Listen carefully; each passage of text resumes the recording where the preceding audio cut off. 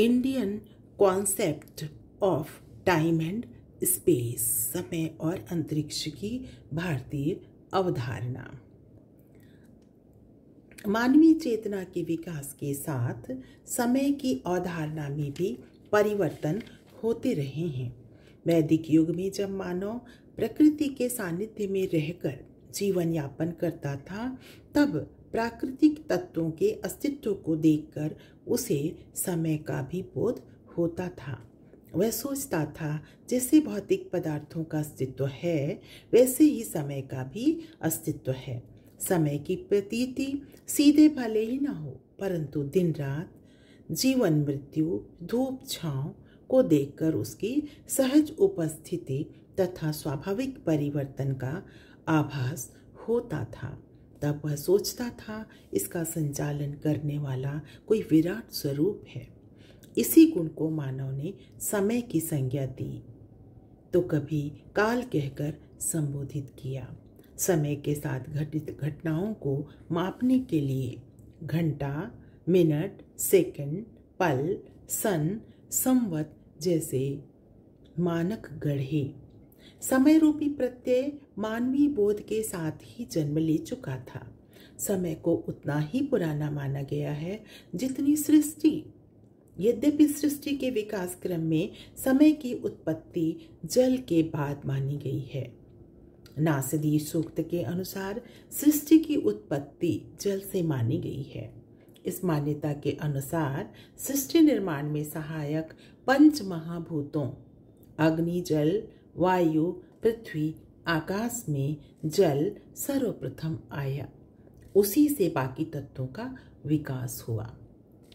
नासदी सूक्त में कहा गया है कि आरंभ में न दिन था न रात, इसलिए समय का बोध कराने वाले भूत, भविष्य आदि का भी लोप था। इस तरह महाशून्य अवस्था से दिन रात से भरपूर ब्रह्मांड के आने के बीच लाखों करोड़ों वर्ष लगे। इससे समय की उपस्थिति स्वतः सिद्ध हो जाती है, अर्थात पंच तत्वों के सहयोग के अलावा समय का योगदान भी सृष्टि निर्माण में रहा है। वैदिक ऋषि यह सोचते थे कि चराचर जगत की परिवर्तनशीलता एवं क्रमानुक्रम की व्याख्या के लिए कुछ ऐसा भी होना चाहिए जो अंतरिक्ष नुमा होकर भी भिन्न हो, तथा वह अपनी चेतना को सकल ब्रह्मांड की चैतन्य का साक्षी होकर उसको महसूस करा सके। समय एक विमीय संरचना है जिसका गुण है ब्रह्मांड में पल पल घटित होने वाली घटनाओं का साक्षी बनना। वह घटनाओं के क्रमानुक्रम, बारंबारता, अंतराल तथा उसके बीच के अंतर संबंधों का बोध कराता है। समय आभासी परंतु सापेक्ष सत्ता का नाम है। माना जाता है कि समय बाह्य प्रभावों, दृश्य अदृश्य घटनाओं से मुक्त है। वह घटनाओं पर नियंत्रण तो रखता है, परंतु स्वयं किसी से प्रभावित नहीं होता। गीता में परमात्मा की सर्वोच्चता को दर्शाने के लिए भगवान श्री कृष्ण के मुख से कहलवाया गया, कालोऽस्मि, मैं ही काल हूँ। वैदिक ऋषियों ने समय को लेकर दो बातें कही। एक, समय अनंत ब्रह्मांड नुमा सत्ता है जो चराचर जगत का सहयोगी न होकर सर्वद्रष्टा है। दो, समय भूत, वर्तमान, भविष्य के रूप में परिलक्षित होने वाली प्रवाहमान संरचना है। वह घटनाओं के क्रमानुक्रम का साक्षी ही नहीं बल्कि उनका हिसाब किताब रखता है। वह आदि अंत से परे है। इस तरह उपरोक्त अवधारणा आज भी मान्य है। बौद्ध, जैन दर्शन में भी समय पर गंभीर चिंतन हुए हैं, परंतु समय के व्यवहारिक पक्ष पर ही ज्यादा विमर्श हुआ है। कुछ पंडितों ने तो समय को प्रारब्ध से जोड़कर देखा है। विज्ञान की दृष्टि से विचार करें तो ब्रह्मांड पहले अति उच्च संपीड़न की अवस्था में था। महाविस्फोट के पश्चात ब्रह्मांड का उदय हुआ। आइंस्टाइन अपने सापेक्षता के सिद्धांत में महाविस्फोट से पहले समय की संभावना को नकारता है। उसके अनुसार समय और दिशा की परिकल्पना केवल ब्रह्मांड के भीतर रहकर संभव है। बौद्ध दर्शन में समय चिरंतन है। मनुष्य की भांति वस्तु जगत का भी समय निर्धारित है। समय के सुदीर्घ अंतराल में ब्रह्मांड भी बनते मिटते रहते हैं। नासदी सूक्त में उद्गाता ऋषि ब्रह्मांड की उत्पत्ति की परिकल्पना शून्य से करते हैं। उस समय ना तो सत था, ना असत, ना आकाश विद्यमान था, ना ही उसके ऊपर अंतरिक्ष। तब केवल जल था जिसके अंदर सब कुछ समाहित था। आगे वे कहते हैं कि वह केवल ब्रह्म था, अर्थात परमात्मा सृष्टि की कारक सत्ता है, इसलिए वह सबसे पहले है।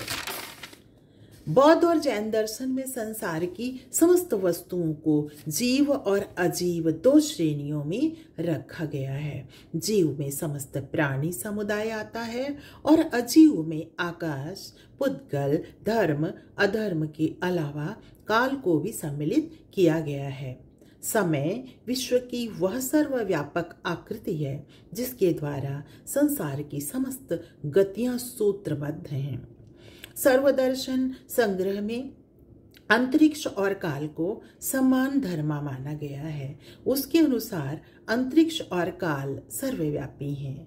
काल का अस्तित्व तो है, पर उसमें कायत्व अर्थात शरीर या विशालता का अभाव है। जैन ग्रंथ पंचास्तिकार समय सार में समय पर गहन चिंतन मिलता है। उसमें समय को नित्यकाल अर्थात आदि अंत रहित और सापेक्ष काल अर्थात व्यवहारिक दृष्टिकोण, ये दो पक्ष उसमें दर्शाए गए हैं। बौद्ध विद्वान धर्म कीर्ति कहते हैं कि संसार सतत प्रवाहमान है, इसका आदि है ना अंत, इसलिए समय का भी आदि अंत नहीं है। निष्कर्ष के तौर पे हम कह सकते हैं कि विज्ञान और दर्शन दोनों ही सृष्टि से पूर्व समय की उपस्थिति को नकारते हैं। आस्थावादी ब्रह्मांड की उत्पत्ति से पहले परमात्मा की सत्ता को स्वीकार करते हैं और समय परमात्मा का ही गुण है ऐसा मानते हैं, और ये भी मानते हैं कि समय परम ब्रह्म में समाया हुआ है। इस प्रकार समय की जो सोच है, परिकल्पना है, वो सवालों के घेरे में आ जाती है और समय जो है वो अंतरिक्ष की भांति एक भ्रांति दिखाई पड़ता है। दूसरा, वह घटनाओं की क्रमिकता और मानव स्मृति के योग से बना हुआ एक एहसास मात्र दिखलाई पड़ता है। समय को लेकर पाश्चात्य दर्शन में भी बहुत सारी बातें सामने आती हैं। जैसे इमैनुएल कांट एक चिंतक है, उसने समय को लेकर अनेक शोध किए, परंतु वह किसी ठोस नतीजे पर नहीं पहुंच पाया। अधिकांश पाश्चात्य चिंतक समय को निरपेक्ष और अपरिवर्तनशील सत्ता मानते हैं। आइंस्टीन ने भी समय के वेग को प्रकाश वेग के बराबर माना है।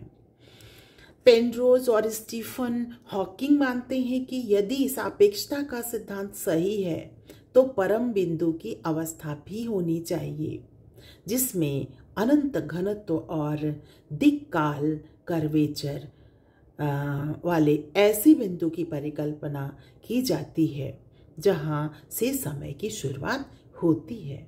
उन्होंने प्रकाश की भांति समय को भी भौतिक पदार्थ मान लिया है। निरीश्वरवादी जैन दर्शन में समय को अर्ध द्रव्य माना गया है।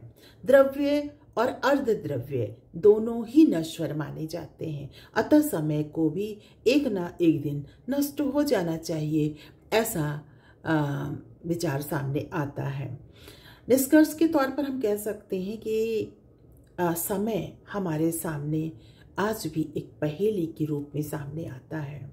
यदि सुदूर अतीत में हम देखते हैं तो समय की उपस्थिति चिरंतन दिखाई पड़ती है और भविष्य में वह सबसे आगे चल रहा मुसाफिर जान पड़ता है।